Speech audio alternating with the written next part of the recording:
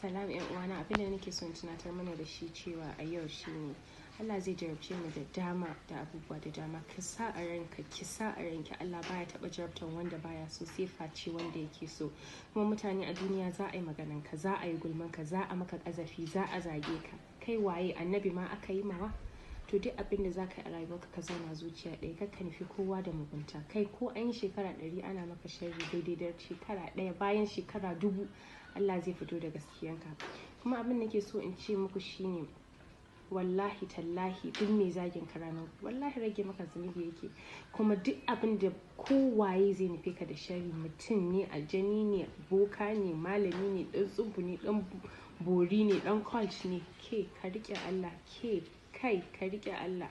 In ka riƙe Allah ba uban da isa ya tona maka asiri, ba uban da isa ya ga bayanka. Wallahi tallahi Allah ne maishinka, kuma babu abin dogaro da gaskiya sai shi.